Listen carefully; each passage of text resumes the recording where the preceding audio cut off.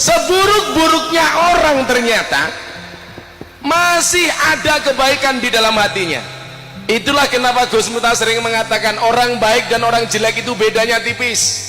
Sebaik-baiknya orang pernah berbuat jelek dan sejelek-jeleknya orang pernah berbuat baik. Saya kasih contoh, saya masuk di dunia malam bersama mbak-mbak di dalam. Begitu ada rombongan pengajian, mbak-mbak ini mabuk ngomong, ya Allah, enak ya mereka dekat dengan Allah.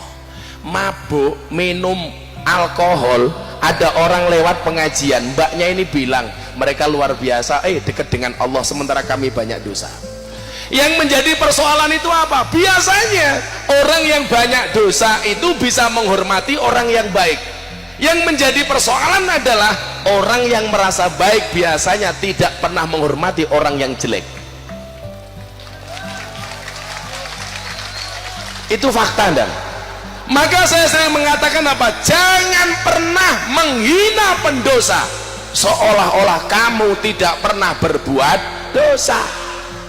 Saya sering mengatakan apa? Orang baik itu kalau didatangi orang jelek biasanya meremehkan.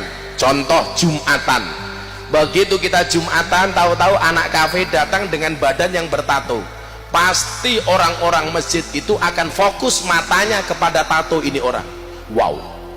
Contoh, kalau pengajian rutin saya di pondok itu ada satu base mbak-mbak PSK datang dari Sarkem, mereka datang ikut pengajian. Kok sampai ketahuan mereka itu PSK, orang akan memandang mereka dengan pandangan jijik, dasar lonte. Orang-orang baik ini kemudian apa? Dia lupa firman Allah, fala tuzakku anfusakum huwa a'lamu bimanittaqo. Jangan merasa sok suci. Kenapa? Karena dia Allah yang paling tahu siapa di antara kalian yang paling bertakwa. Maka kemudian pandangan yang saya pakai untuk memandang mereka dengan kacamata apa? Imam Al-Ghazali mengatakan syarat menjadi ulama itu salah satunya adalah alladzina yang duruna ilal ummah bi ainir rahmah, yang memandang umat dengan kacamata kasih sayang. Maka saya tidak pernah membenci para peminum. Di mana-mana ada peminum saya datangi, mereka minum saya datangi. Saya banyak belajar kesetia kawanan itu dari para pemabuk, dan wong mabuk itu setia kawan, wong mabuk itu cinta dengan teman. Bagaimana tidak begitu dia minum, ayo bro kue minum gantian. Coba kadang-kadang kita itu kiai-kiai disuruh bersatu itu lebih susah menyatukan kiai daripada menyatukan pemabuk. Beneran, beneran. Mang takon guse gitu, mang takon. Maka kemarin saya bilang kadang-kadang kita sendiri orang NU itu nggak bisa bersatu ya. Banyak orang NU potensi malah kemudian dihasuti. Saya sering mengatakan begini, di NU itu kan yang sering dipermasalahkan satu masalah nasab. Ya, saya dulu pertama kali masuk Jogja Miftah itu nasabnya siapa? Soal nasab. Begitu orang tahu saya keturunan Bahasan Besari Ponorogo, sudah tidak lagi mempermasalahkan nasab, tapi mempermasalahkan apa? Nisab. Nasab itu tidak berbanding dengan nasib, apalagi dengan nisab. Apa bedanya kiai dengan habib? Beda, kalau kiai itu nasab, kiai nasib.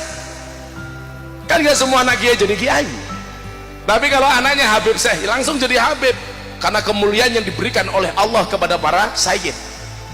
Jadi mohon maaf, kita itu disuruh ngumpul, kadang-kadang kalah dengan para pemabuk. Wong mabuk keling go botol siji, mabuk bro, oke, ngumpul. Saya datangi mereka, mereka minum. Saya datang, ora bosen pokang, dereng, terus no. Lama-lama malu. Jadi orang-orang yang keluar dari kafe dan dari lokalisasi itu tidak serta-merta saya pengajian mereka langsung keluar. Maka banyak orang mengatakan itu mubadir. Nanti dulu, kamu bilang mubadir dari mana? Maka ketika saya interview di televisi, ada kiai bilang begini, dakwah Miftah di dunia malam itu memalukan. Jawaban saya apa? Lebih memalukan mana ketika kita melihat orang bermaksiat diam tanpa memberikan solusi apapun kepada mereka. Senengannya kok jadi Gusti Allah dewe lho. Tugas kiai itu menyampaikan rahmatnya Allah. Maka mohon maaf, relasi kiai itu siapa? Malaikat Jibril. menyampai rahmat. Kalau tugas kiai itu menghabisi umat, jangan berkorelasi dengan Jibril, tapi korelasilah dengan Israel. Pateni wae kono, kan begitu. Selama ini kita sering menjadi jaksa bagi kesalahan orang lain dan menjadi hakim bagi kesalahan-kesalahan kita.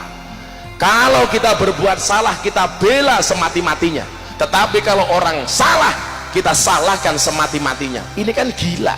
Maka saya katakan, pada akhirnya surga itu akan ditempati oleh ahli maksiat yang mau bertobat, bukan orang yang sok suci namun pada akhirnya tersesat.